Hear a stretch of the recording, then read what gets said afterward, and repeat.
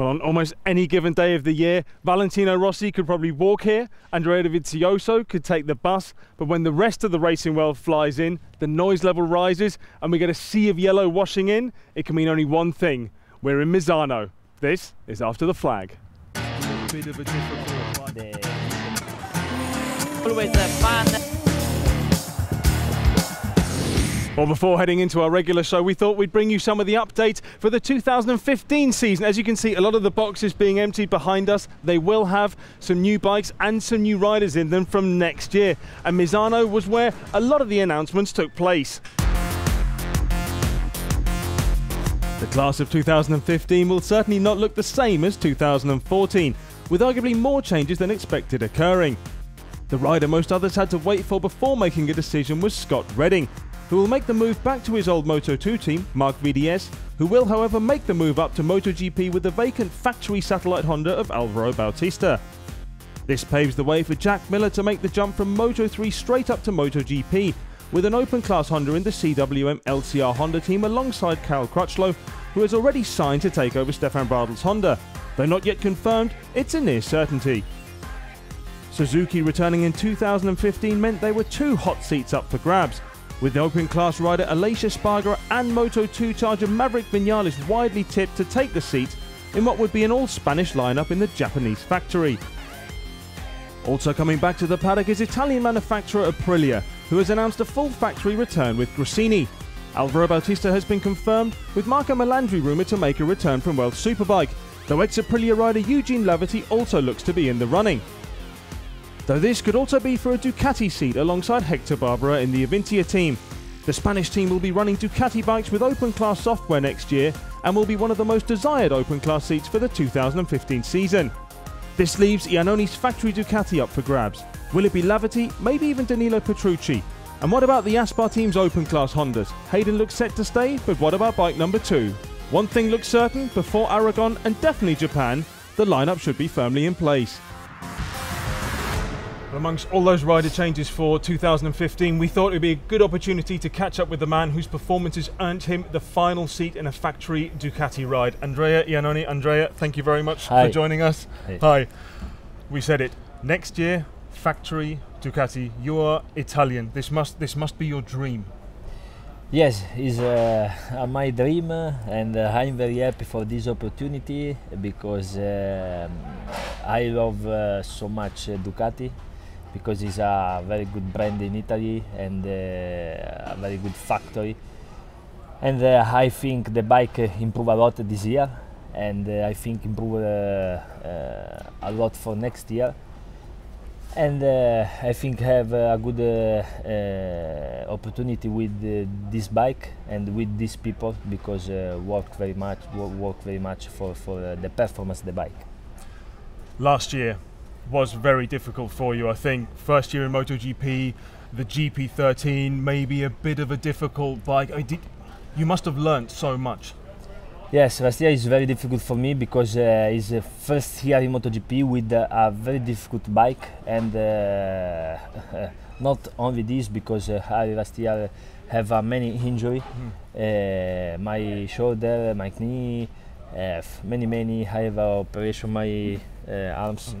Yes, and but okay. I try to my best every time next year, and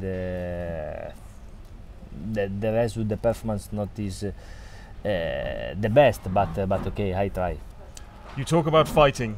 We've seen some good fights from you this year. I think at the start of Mugello, when you were on the front row, and Bruno, you and Mark, and then you and Dobby. Which one is your favorite fight, your favorite race? I think in Mugello is a very good race, but I think for the spectacular is the top for Bruno, because in the first, second lap I push really hard for stay in front, and Mark passed me and I want to pass him, and I and Mark touch with my bike. Yeah, it's good, and the challenge with Andrea is very strong, very good, but very strong, and I finish in front, and for me it's very good. Some people ask, you're fighting with Mark and sometimes the Yamahas in the first 5 laps, but at the end of the race you drop off a little bit. Is it because you have to be very physical with the bike to ride it? Does it make you tired, or is it that the tires just go? I think a little bit is the bike is very physical, but this is only a little bit because you possible try your best, because I'm in my home training a lot for improve, for have more energy.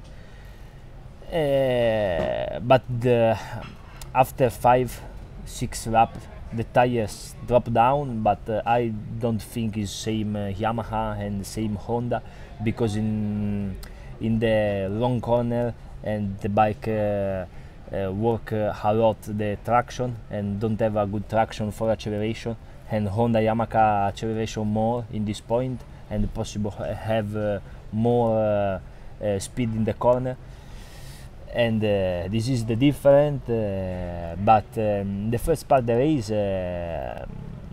I possible fight. When the bike is difficult and the feeling coming down, yes, I don't possible fight, and I try to my best, but it's difficult. Well, look, Andrea, we hope that next year you have a bike that makes the tyres last and we can see you fight all year. So thank you very much for your time today, and all the best for the rest of the season. Thank you. Thank you.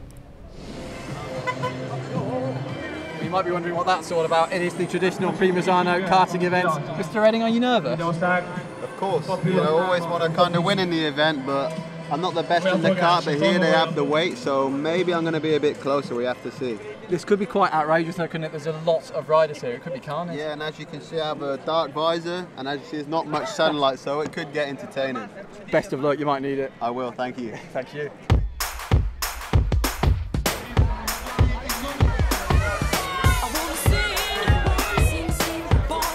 Well, it looks as though After the Flag's got the best seat in the house, doesn't it? I think this is going to be quite competitive with the number of riders we've got squished into the train. Imagine what it's like on the track. It all kicks off at 11 o'clock. Dovi, sorry to interrupt you. This is going to be quite competitive, isn't it? Of course, like always. It's a nice moment to spend the time together and make some fun also for the fans. But everybody want to win.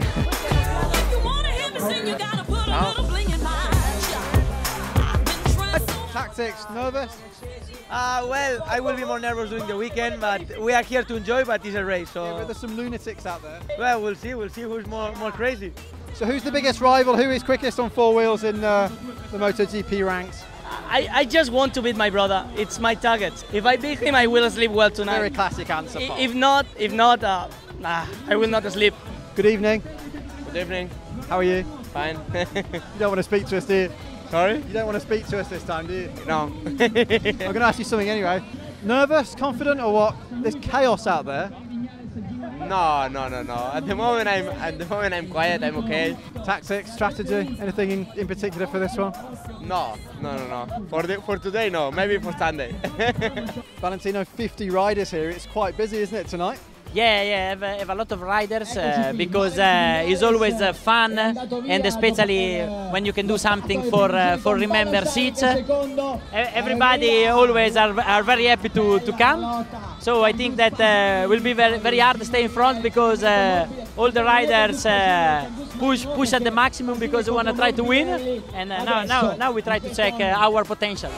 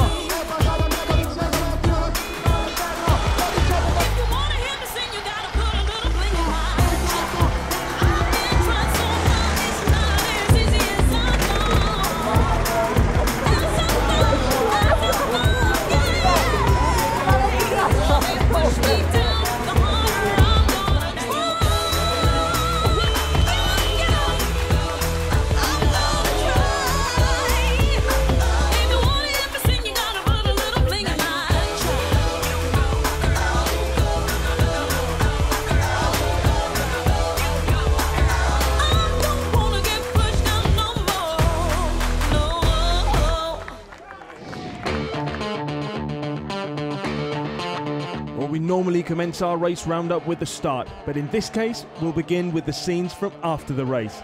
Can you guess who won? That's right, for the first time in Italy in 5 years, Valentino Rossi. So let's see how it started. It was a good getaway from Jorge Lorenzo from pole, with Valentino Rossi putting himself second and Marc Marquez barging his way into third. Just behind the trio, it was Andrea Iannone, Andrea Dovizioso and Dani Pedrosa who joined the fight. Marc Marquez and Rossi got into a great battle very early on, with both riders managing to get past Lorenzo as well, who looked to be hampered by his choice of the harder option front tyre.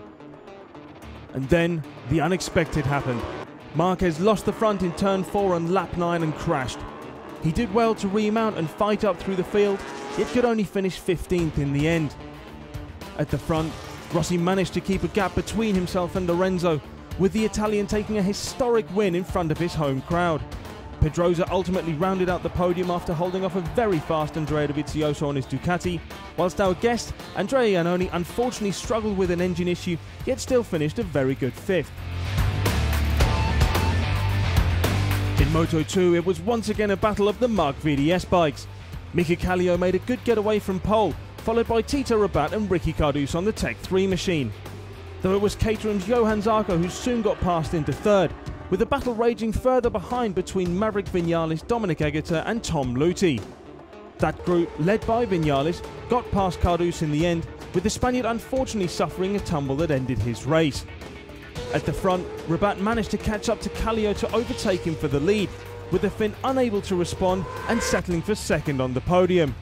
And Johan Zarco ultimately rode a very good but lonely race to finish third. And finally, Moto3.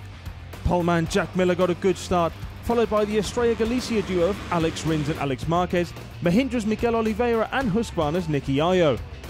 It was Rins who soon made his way past Miller into the lead, and after Miller suffered a bit of a moment, he dropped back behind Marquez and Oliveira as well. Yet it was bad news for the Portuguese rider as Oliveira soon crashed out, promoting Miller back to third. And it wasn't until the final few laps where the real action happened. First Marquez passed Rins on the penultimate lap, and then Rins taking him back in the exact same place in the last, ultimately holding his nerve to take the win ahead of his teammate and Jack Miller. Well, this is it then, Rio corner, turn 4, where Marc Marquez made a mistake and Valentino Rossi headed off into the distance. You can't say that too often, can you? Nevertheless, it's still a monumental championship lead for the Repsol Honda rider. A 74-point cushion now then over his teammate Dani Pedrosa. But look at that man, Rossi, just 1 single point behind Pedrosa in the battle for second overall. Lorenzo second today, continuing to close in all the time on those in front of him. Pol Espargaro jumps back in front of Aleix. Andrea Iannone now equal with the non-scoring Aleix Espargaro after this race this afternoon. I can also tell you that Bradley Smith is on equal points with Stefan Bradl for 9th overall.